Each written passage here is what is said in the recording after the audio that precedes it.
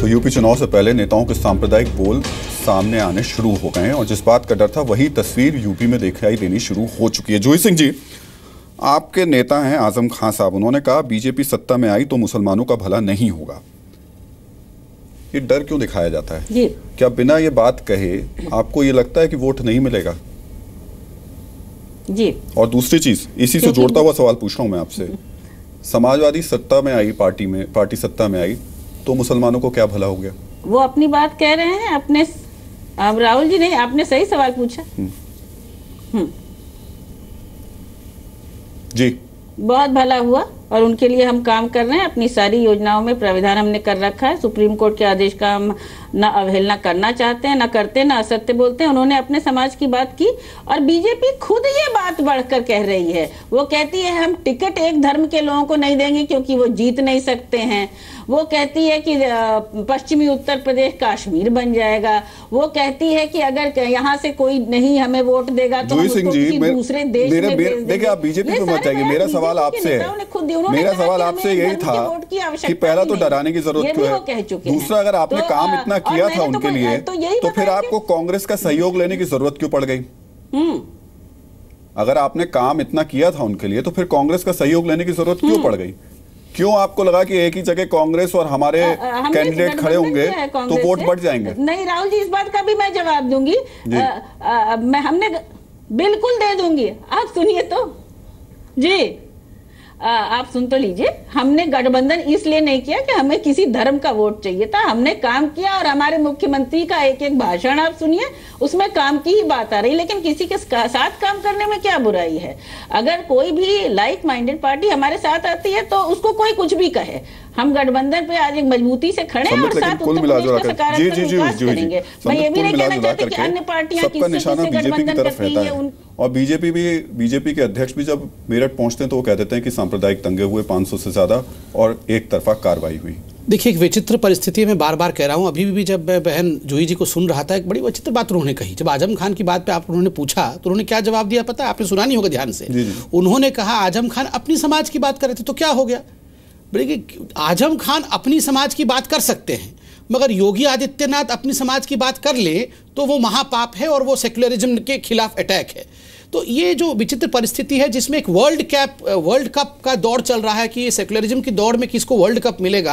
आज केवल उत्तर प्रदेश की ये कहानी नहीं है, आप बंगाल में देख लीजिए। सरस्वती पूजा मनाने के लिए बच्चियों के सर पर पुलिस ने डंडे बरसाए हैं और खुदम के बच्चे सड़क पे घूम रहे हैं। ये हिंदुस्तान नहीं। मैं आपके बीच में तो नहीं बोल रहा था, आप क्यों इतनी परेशान हो रही है? नहीं, मैं आपके बीच में तो नहीं बोल रहा था, आप इतनी परेशान क्यों रही है? आजम खान को प्रोटेक्ट कर रही है। आजम खान को तो सुप्रीम कोर्ट ने लताड़ लगाया है। आजम खान से सुप्रीम कोर्ट ने माफी मांगी है तो आप सुप्रीम कोर्ट के खिलाफ क्यों बोल रही हैं?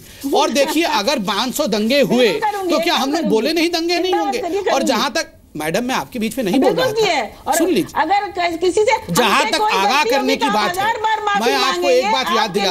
अरे जूही जी, इतनी परेशान क्यों हो रही हैं? मैं आपके बीच में तो नहीं बोल रहा था, आप ऐसे बीच में बोल के परेशान क्यों कर रही हैं? शांति से सुन लीजिए।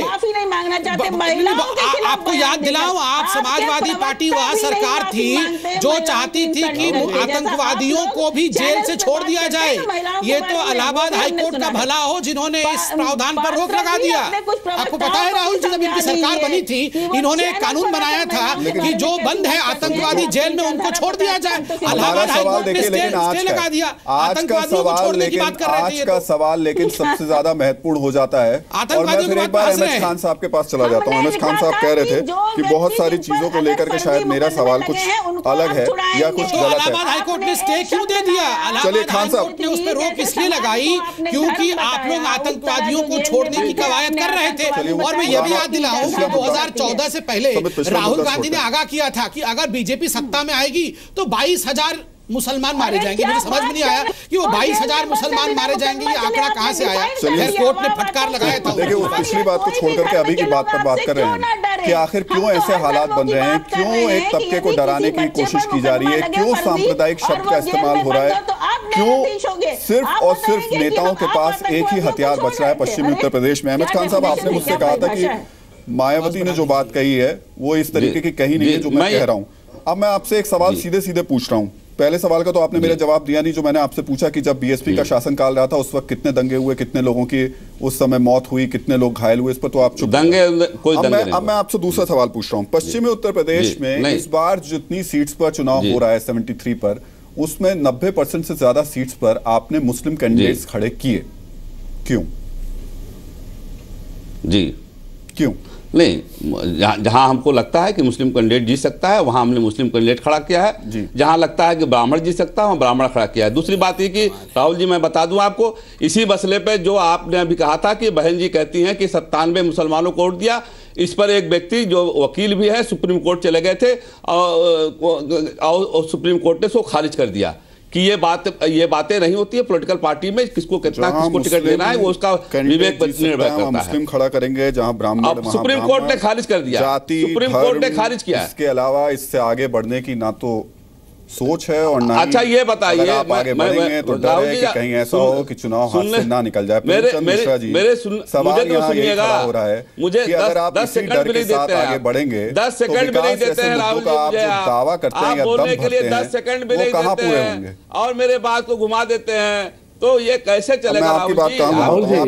राहुल जी, आप जो सवाल दूसरे पैनलिस्ट से पूछते हैं जी, मैं आपको ये कहना चाहता हूं, सुप्रीम क्या कोर्ट कभी भारतीय जनता पार्टी के मित्र से पूछा आपने घुमा देते हैं पूरे उत्तर प्रदेश में एक ही मुसलमान को टिकट क्यों नहीं दिया? सुप्रीम कोर्ट की बात तो मानेंगे नहीं। पॉइंट कहां है कि जो लोग कम्युनल लाइन पर राजनीति करते हैं उनको आप कटघरे में नहीं खड़ा कर रहे, उन्हें आप क्लीन चिट दे रहे हैं। कहां दे रहे हैं? बीजेपी क्यों नहीं किसी एक मुसलमान को टिकट दिया यूपी में? इसका कोई जवाब है? क्यों नहीं मुसलमान? भारतीय जनता पार्टी ने मैं आपको कहां क्लीन चिट? भारतीय जनता एक मिनट भाई, क्लीन चिट कहां दे रहे हैं? भारतीय जनता पार्टी ये सब बताती है कि उत्तर प्रदेश ने जो इस बात को लगातार पार्लियामेंट सीट जीत के दिया, एक पार्टी की वजह से आपके लिए खतरा पैदा हो सकता है।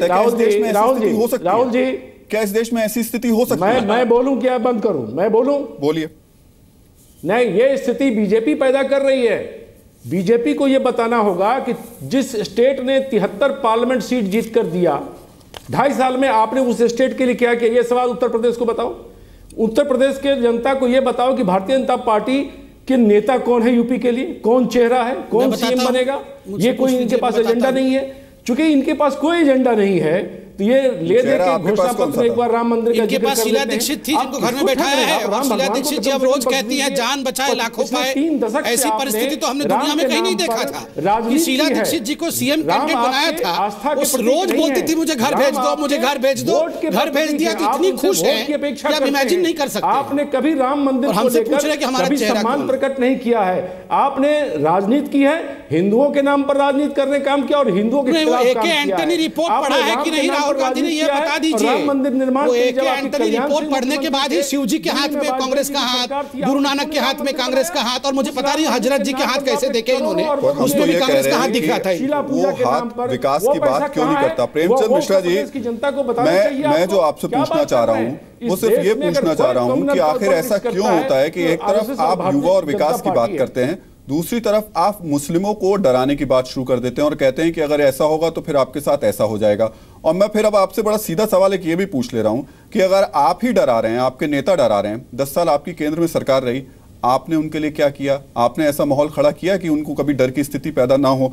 अगर मैं उनके आंकड़े बता दूं तो टोटल अगर 20 करोड़ की आबादी है तो हालात तो शायद आपको जवाब देते नहीं बनेंगे आपकी सरकार के वक्त में या अभी तक स्थिति क्या बनी है मुस्लिम की इस देश में, तब जबकि आप में से 3 पार्टी सिर्फ और सिर्फ मुस्लिमों की बात करती है। बीजेपी को बनेगा। हमारे सरकार के वक्त में जी, हमारे सरकार के वक्त में जो हमारा एक जो विजन रहा है, right to equality with equal opportunity, हम उस पर काम करते हैं। सबका साथ सबका विकास नारा देते हैं और मुसलमानों को एक टिकट भी नहीं देते हैं। हम वो लोग नहीं हैं। हमने सामाजिक और शैक्षणिक स्तर पर उनके अंदर में एक आत्मविश्वास और विकास पैदा करने के लिए अवसर प्रदान किए। अच्छा, अवसर कहीं दिखाई तो नहीं दिए, लेकिन अगर वो अवसर दिखाई दे होते तो 17.22 करोड़ की आबादी में से 11 करोड़ मुस्लिम जो हैं वो नॉन वर्कर पॉपुलेशन नहीं होते, यानी उनके पास काम नहीं होता। मेरे पास आंकड़े हैं, देखिए प्रेमचंद जी, मेरे पास आंकड़े हैं। अगर आप ये बात करेंगे कि किसने क्या काम किया, लेकिन आज सवाल ये नहीं है कि क्या काम हुआ या नहीं हुआ, सवाल ये है कि आपको ये कार्ड ये मुद्दा उठाने की जरूरत क्यों होती है? सवाल आपके लिए भी है, आपके नेता भी यही बात उठाते हैं,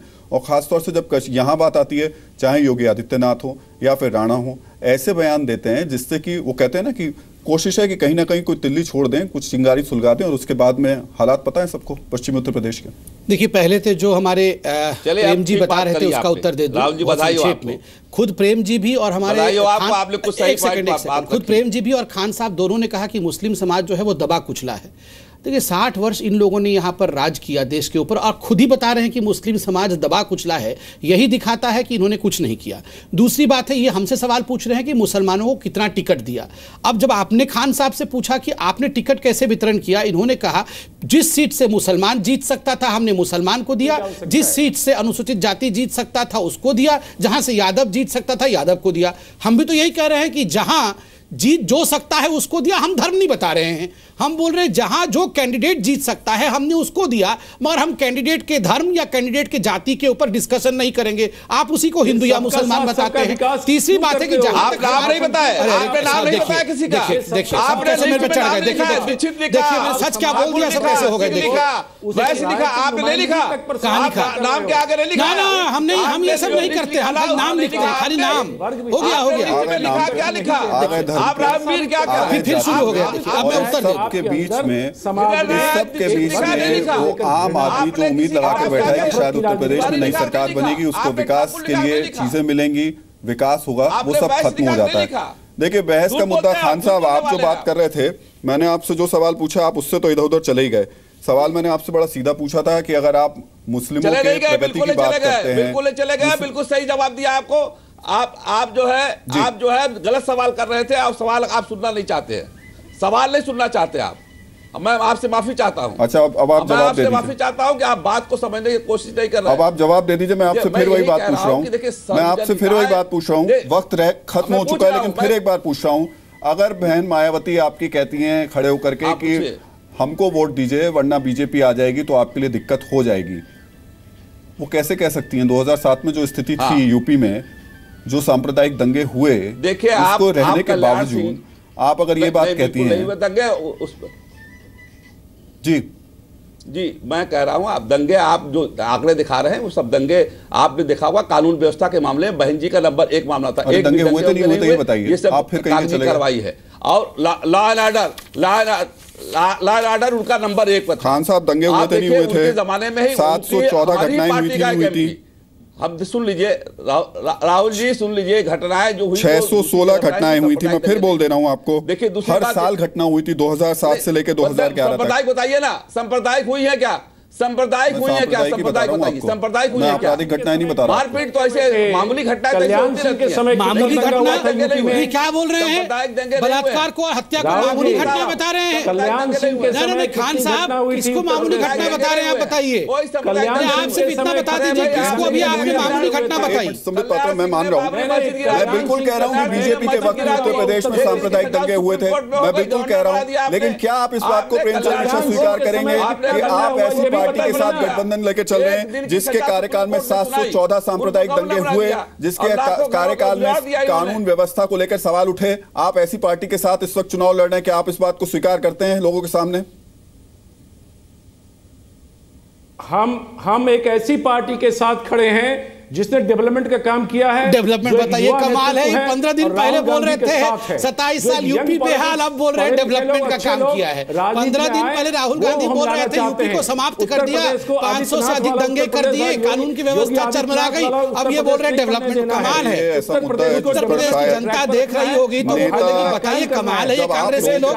राहुल गांधी का मिसाइल लॉन्च हो नहीं रहा है, अब साइकिल के कैरियर पर से लॉन्च करने के लिए सब झूठ झूठ बोलेंगे। घाट पर से लॉन्च करने की कोशिश, वो भी लॉन्च नहीं हुआ, तो कैरियर पे रख के साइकिल वो मिसाइल लॉन्च कर रहे हैं, वो नहीं होगा लॉन्च। पार्टी का नेता कुछ भी कर लीजिए, लॉन्च नहीं होने वाला है। मिसाइल स्वीकार नहीं करेगा कि वो किस लाइन पर, किस मुद्दे पर आगे बढ़ते हुए वोटर तक पहुंच रहा है। जनता पार्टी के वादा, लेकिन ये जरूर वो मिसाइल लॉन्च नहीं होगा। राहुल गांधी नामक मिसाइल, कुछ भी कर लीजिए आप, वो लोग पहुंचेंगे तो जरूर ये मुद्दे उठाएंगे। फिलहाल आपका बहुत बहुत शुक्रिया, आप सभी मेहमान जो इस चर्चा में शामिल हुए, बहुत बहुत शुक्रिया आपका।